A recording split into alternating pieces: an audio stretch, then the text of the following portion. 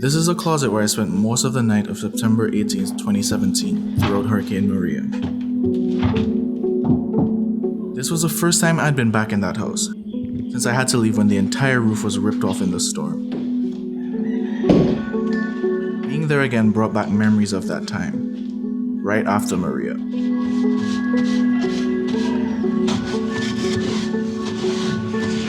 It was pretty crazy to see what Dominica looked like.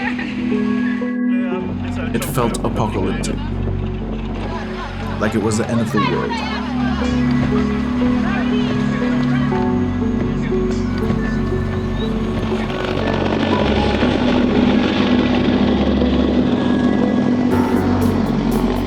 Yet we're still here. This cycle of destruction and picking up the pieces has been happening in the Caribbean for centuries. Hurricanes have literally not only shaped our landscape, but have also shaped our societies, our culture, and our development. More and more, science helps us understand how these storms work. We can predict their landfall days in advance, yet we still struggle to reduce the effects of hurricanes.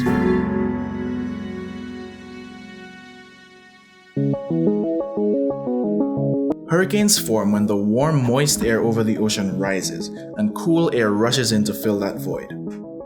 A phenomenon known as the Coriolis effect causes wind moving over the ocean to curve. This in turn causes a whole system of huge clouds and rushing winds to spin. The resulting storm is then fed by the ocean's heat and water evaporating from the surface, and that's how we get a hurricane. The hurricane belt is this thin strip of the globe where all those conditions are the strongest, where the water is warm enough to fuel the storms and the Coriolis effect is strong enough to make it spin. And right in the middle of that is the Caribbean. The first reference to hurricanes in the Caribbean are found in the stories of the region's first inhabitants, the Tainos and Caribs. After being here for thousands of years, they learned the seasonality of these storms, planned their lives around it, and even incorporated it into their spirituality and culture. They learned how to read the signs in nature to predict a hurricane coming days in advance. When the colonizers came along, it was a different story. They had never experienced winds of 150 miles per hour that could just uproot trees and blow houses clean away. A domestic adventurer and overseer of the Company of Watermen in London, John Taylor, once wrote, "News and strange news from St. Christopher's of a tempestuous spirit, which is called by the Indians a hurricano, or whirlwind, which happeneth in many of those islands of America and the West Indies as it did in August last, blowing down houses and did puff men." Basically, what he was saying is that down here things are crazy. They're like these storms called hurricanes that just rip up trees and houses and people. But they're these Indians, right? They know when the hurricanes are coming and they're prepared. They cut off the branches of certain trees so that those trees don't blow into their homes, and some of them have even dug out little areas where they ride out the storm. Basically, the colonizers were caught off guard. Also, at the time, Europe had just made the Caribbean into its next big investment. That meant that now, the Caribbean, and by extension hurricanes, were now a matter of international economic importance. Hurricanes were the most terrible calamity that the Caribbean had to offer, because a storm at the last stroke destroys the labor of many years, often right when planters were just getting back on their feet. It's easy to see why some thought hurricanes had to be a punishment from God or the devil messing with them. The Europeans in their infinite arrogance couldn't fathom how these primitive Indians were able to predict hurricanes with such accuracy. Their obvious explanation was that this skill was witchcraft. As early as 1550, local Tainos were being punished by colonial leaders for their abilities. And by 1788, the Kalinagos' powers of observation were being used as justification to exile them from certain islands.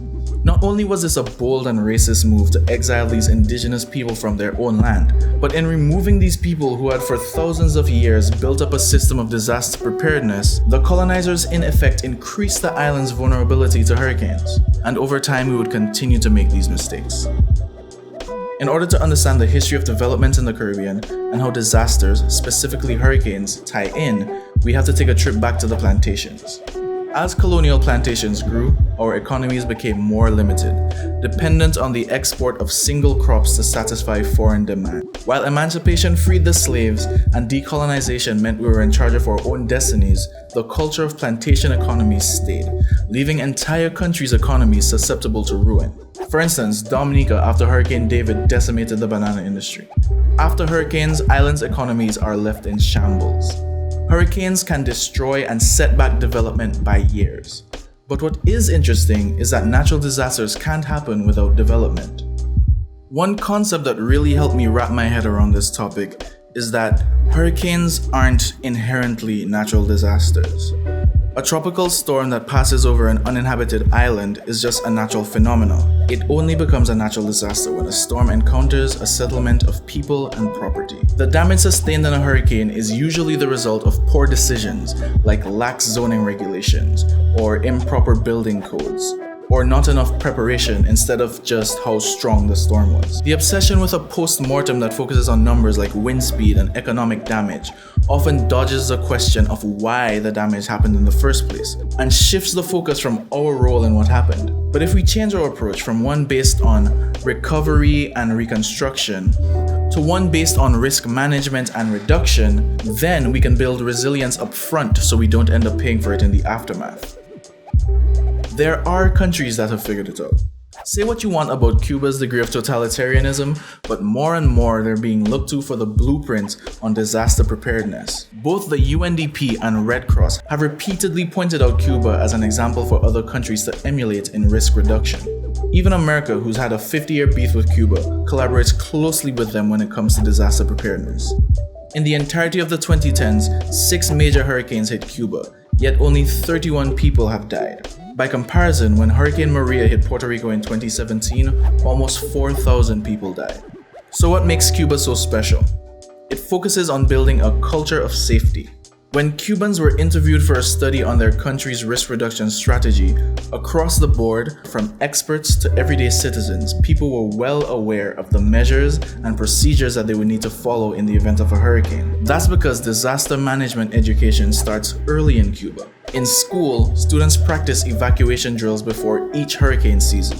Older students monitor their neighborhoods for weak trees and other potential hazards. Heads of institutions like schools, hospitals, and hotels are considered members of the Cuban National Civil Defense, an organization specifically formed with the goal of protecting the population, the economy, and the environment from the destructive effects of natural disasters and other types of catastrophes through a combination of prevention, preparedness, response, and recuperation. Once a storm approaches Cuba, the response happens in stages. In Stage 1, which takes place 72 hours before landfall, the civil defense structure is placed on alert, and the media plays a major role in systematically keeping the population updated on the hurricane. At Stage 2, 48 hours before the storm, the DCN in each community starts to organize hurricane preparation efforts, such as sending students home from school, inspecting and supplying shelters, and evacuating people from high-risk areas. Once the hurricane makes landfall, Stage 3 begins, during which the media continues to cover the storm and give updates, and the DCN attempts to maintain lines of communication. For the duration of the storm, all directors of civil defense, those same heads of institutions from before, are at their... After the hurricane has passed, Stage 4 begins, and people return home once they have been deemed safe by the DCN. Rescue operations and tally of damages begin. And very importantly, the entire situation is then analyzed, and that analysis is used to update measures and prepare for the next hurricane season. So there's no secret to Cuba's success.